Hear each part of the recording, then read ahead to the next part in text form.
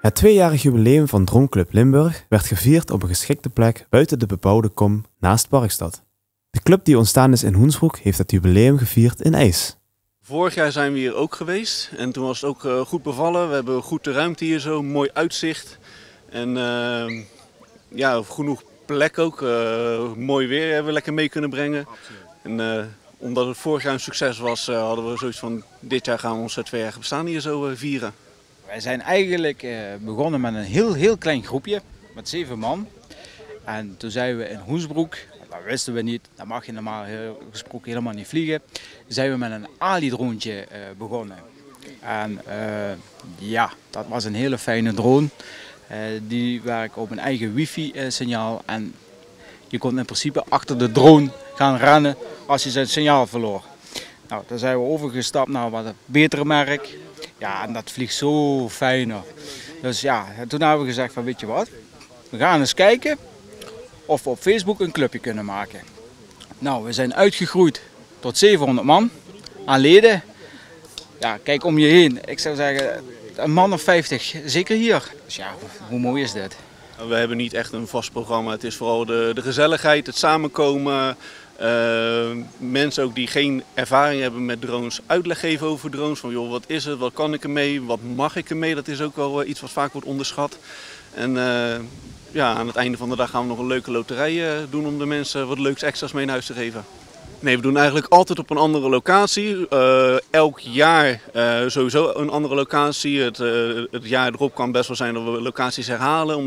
Omdat er veel mensen zijn geweest, dat het een goed succes is geweest. Maar we zijn wel altijd weer op zoek naar nieuwe locaties. Dat we toch wel samen met een hele groep leuke paaltjes kunnen vinden. Mensen zeggen ook wel eens van, joh, ik ben hier wezen vliegen. Misschien kunnen we hier eens een keertje een meeting organiseren. Maar elke keer op dezelfde plek, dat wordt ook zo saai. Je wil juist van het natuurschap, van het landschap wil je kunnen genieten. We zoeken wel altijd plekken op waar we met veel mensen kunnen zijn. Dat het een beetje buiten de bebouwde kom is. Zodat je niet over de huis gaat vliegen. Dat de privacyregels niet worden geschonden. En dat zijn wel dingen waar we echt naar kijken voordat we ergens zeggen van oké, hier gaan we een meeting organiseren. En we kijken natuurlijk een paar dagen van tevoren nog wel naar het weer. Regent de pijpenstelen, dan moeten we wel zeggen joh, jongens, we moeten hem helaas laten gaan dit keer. Ik ben december vorig jaar eigenlijk pas begonnen. En ja, dan ben je natuurlijk heel voorzichtig nog. Ga je op een gegeven moment voor jezelf dingen uitzoeken. Hoe werken die dingen, die brevetten halen.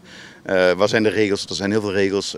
Ja, ik heb nu zoiets van, ik weet nu heel veel regels. En ik heb zoiets van 80% mag misschien niet, maar 20% mag wel. En ja, er zijn echt wel plekken waar je gewoon kunt fotograferen. Ja, dan ga je lekker de lucht in, je kijkt. Ik ben zelf fotograaf, dus ik kijk ook op die manier van, ja, is er iets moois te fotograferen.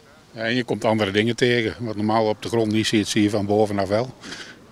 En dat is leuk aan de hobby. Je moet wel de ervaring hebben, omdat ja, je begint met de wind. En vooral in deze gelegenheid, bij het jubileum, zeg maar, bij de Droneclub. Ken je jouw toestel wat je hebt gekocht? Aanleren voor beginners, zeg maar, die kunnen naar bevorderde vragen van hoe kun je het beste mee vliegen, jetegel. Is het veilig, jetegel? Komt die ook automatisch weer terug? Je hebt inderdaad een vliegbrevet nodig, maar dat hangt eraf in welke drone je vliegt. Je hebt drones onder de 250 gram, daar heb je geen vliegbrevet nodig. Tussen de 500 en 2,5 kilo, dacht ik, zit je in een A2-klasse. En boven de 2,5 kilo en hoger zit je in een A3-klasse. En ja, goed, je kan een opleiding doen.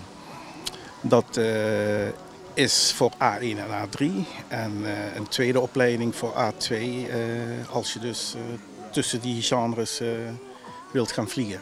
Je hebt in het bezit van een drone heb je een exploitantnummer nodig.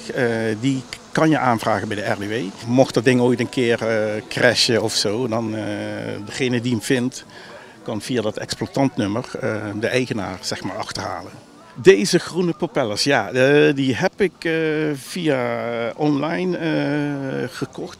Dit noemen ze stealth propellers.